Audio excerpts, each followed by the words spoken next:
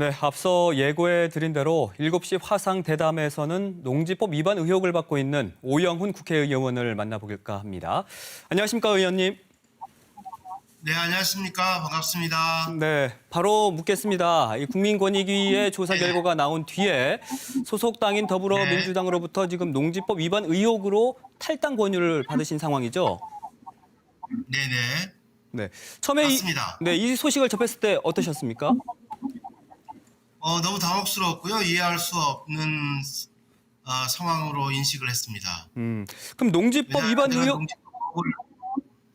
네, 말씀해 주실까요? 농지법 의혹을 받을 만큼의 그런 행위를 한 적이 전혀 없었기 때문에 저로서는 당혹할 수밖에 없었고요. 네. 의혹을 갖고 있는 부분이 제가 확인해 보니까 농지 취득 그리고 증여 과정에서의 부정의 의혹 그리고 자격 목적으로 취득하였는데 왜 2018년에 이 사건 농지를 바로 임대했냐 하는 이런 의혹입니다. 네. 이 의혹의 배경에는 제가 1994년부터 농업인으로서 활동해왔었다는 그런 인식이 전혀 없었기 때문에 의혹을 가졌던 거 아닌가 하는 생각을 가져보고요.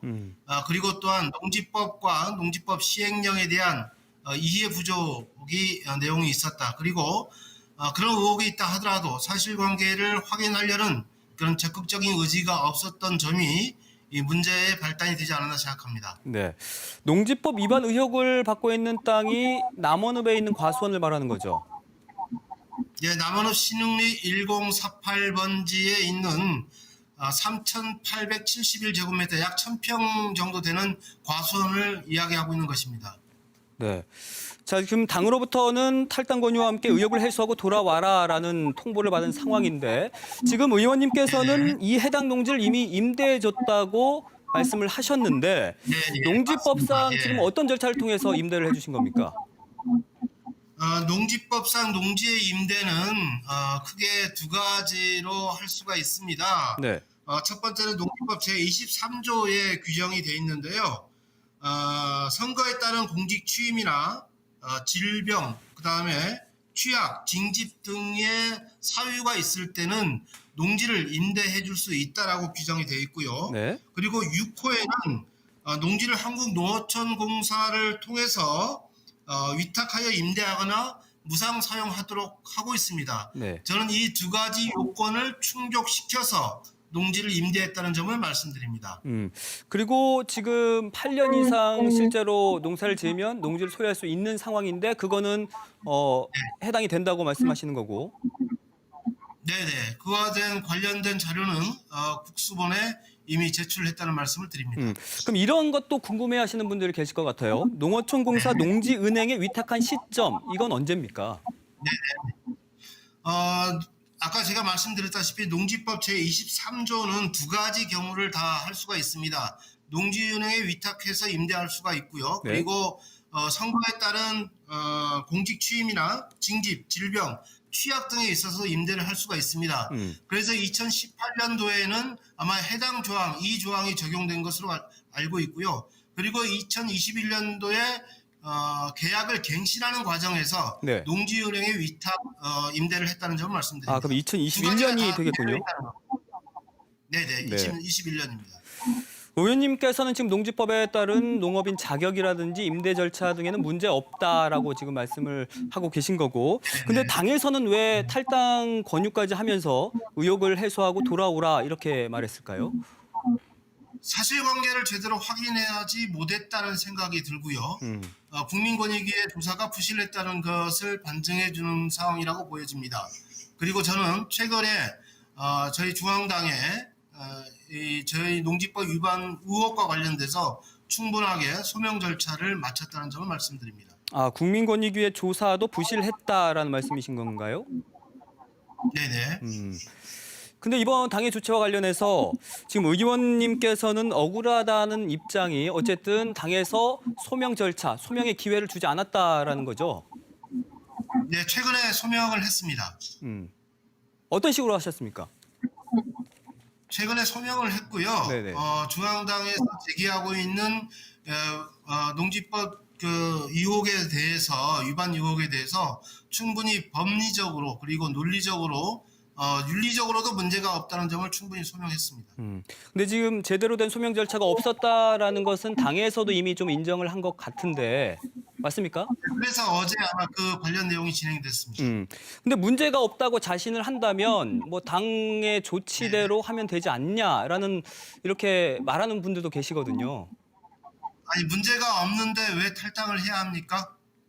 저는 이해할 수 없는 지적이라고 생각합니다. 아, 이 부분은 예를 인정할 수 들어서 없다. 부동산 예를 들어서 농지법 위반에 의혹이 있다라는 얘기는 음, 법리 해석상 다툼의 여지가 있거나 해석상 위반의 소지가 있다라고 판단했을 때 의혹이라고 표현할 수 있다고 생각합니다. 네. 저는 그런 의혹과 쟁점만 있다 하더라도 받아들일 수 있을 겁니다. 그렇지만 그런 의혹도 없고 그런 쟁점도 없고 법리 해석의 다툼의 여지도 없다고 판단했기 때문에 네네. 저는 충분히 소명을 했고 그리고 탈당할 이유가 없다고 판단하고 있는 것입니다. 그럼 이와 관련해서 의원님께서 지금 야당을 압박하기 위해서 소속 의원들을 희생양으로 삼는 것 아니냐라는 말을 하셨고 또 아예 그냥 당에서 징계 절차를 밟아달라 이렇게 요청을 하셨어요. 네. 우선 소명을 어제 했기 때문에 당에서 추가적인 조치가 있을 수 있다고 생각합니다. 네. 당이 추가적인 조치에 어떤 조치가 이루어지냐에 따라서 그에 맞는 적절한 적법한 대응을 하겠다는 말씀을 드리고요. 네. 결과적으로는 당에 도움이 되는 방식이 되었으면 하는 그런 기대를 갖고 있다는 점도 말씀드립니다. 네, 당에 이제 추가적인 조치가 나오면 그에 따라서 행동을 하시겠다라는 말씀으로 이제 받아들이겠습니다. 네네. 네. 자, 국민의힘 제주도당에서는 최근 오 의원에 대한 이 국민권익위의 조사 결과 전체를 공개해라 이렇게 요구를 했더라고요. 어떤 입장이십니까? 저도 그 결과를 보고 싶습니다. 아직 제가 그 조사 결과 내용을 보지 못했기 때문에 저도 보고 싶다는 점을 말씀드리고요. 그리고 국민의힘은 저의 이 조사 결과를 요구하기에 앞서 빨리 부동산 전수조사에 응해서 국민의 의혹을 말끔히 씻어내는 일이 더 우선 해야 될 일이라고 생각합니다. 네. 자, 농지나 뭐 부동산과 관련, 그러니까 이런 땅에 관련해서 도민들의 눈높이가 상당히 냉정해지고 좀 높아졌다라는 건 인정하시죠? 네. 네, 지금 그래서 많은 분들의 지금 관심을 받고 있습니다. 이 사안이. 그럼 앞으로 의원님께서는 어떻게 이 사안을 풀어나가실 계획이신가요? 저는 뭐 수사 당국이든 어떤 관계 당국이든 저의 의혹과 관련돼서 요구하는 부분에 대해서 네. 명명백백하게 입증할 수 있는 준비가 돼 있기 때문에요. 그렇게 조사를 하시면 되는 것이고 저는 그런 조사 과정에 충실히 임하겠다는 생각입니다. 그리고 제가 또한 여러 가지 법적인 사항을 다 검토를 해봤고 관련 입증 자료들을 확인해 봤는데 위법의 사실이 없다는 것을 확인하고 있는 만큼 그에 따른 책임 있는 역할을 수행하겠다는 점을 말씀드립니다. 네. 근데 일각에서는 행여나 이번 사안으로 인해서 지금 오 의원님이 통과시킨 제주특별법 후속 조치인 용역 과정이나 아니면 뭐 제2공항 갈등 등 제주 현안 해결에 좀 차질이 생기는 것 아니냐 이런 염려를 하시는 분들이 많이 계시더라고요. 네, 그런 염려 있을 수 있다고 생각하고요. 그렇지만 저는 국가수사본부에서 이 문제와 관련해서 신속한 조사를 요청했고 단 1분 1초라도 아껴서 수사를 해달라고 요청을 했습니다. 그래서 저는 수사 당국에서도 속도를 내줄 것으로 보고요.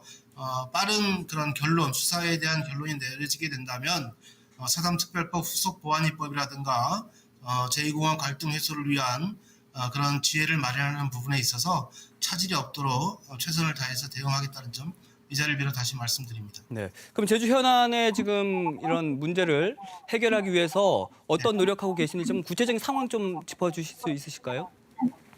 일단 뭐 두 가지만 먼저 말씀드리면 첫 번째는 사담특별법이 2월 26일 날 개정이 됐습니다마는 후속 입법인 배보상과 관련된 근거 규정만 마련됐을 뿐 구체적인 시행 방법들이 나와 있지 않습니다. 네. 배보상액의 기준과 금액 그리고 지급 방식 그리고 또 그에 수반되는 여러 가지 절차를 어떻게 밟을 것인지 법안을 마련해야 되는 상황이고요. 용역이 진행되고 있기 때문에 8월 용역이 끝나는 대로 후속 보완입법 작업에 착수하겠다는 말씀을 드리고요.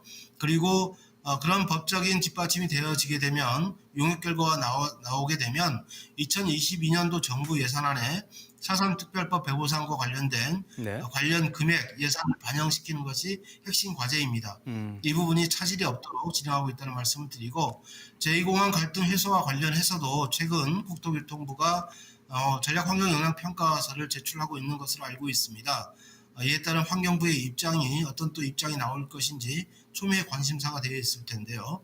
어떤 결정이 나오든지 간에 갈등을 해소할 수 있는 이런 방법이 제시되어야 한다고 생각합니다.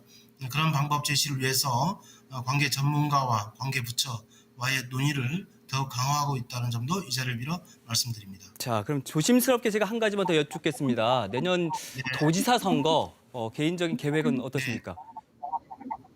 아직은 아까 말씀드렸다시피 지금 현안 문제 해결에 심혈을 기울여야 될 상황이고요. 우선 발등의 불일로 지금 떨어진 부동산 의혹, 농지법 위반 의혹과 관련해서 분명하게 해소하는 게 가장 큰 과제고 지역 현안 문제에 대해서도 해법을 제시하는 게 과제라고 생각합니다. 그런 과정에서 도민의 뜻을 제대로 읽으면서 판단해 나가겠다는 말씀드립니다. 네, 알겠습니다. 지금 많은 도민들의 관심을 받고 있는 사안인 만큼 앞으로 잘 대응해 나가 주시길 바라겠고요. 오늘 이렇게 대담에 참여해 주셔서 진심으로 감사드리겠습니다. 네, 고맙습니다. 네, 고맙습니다.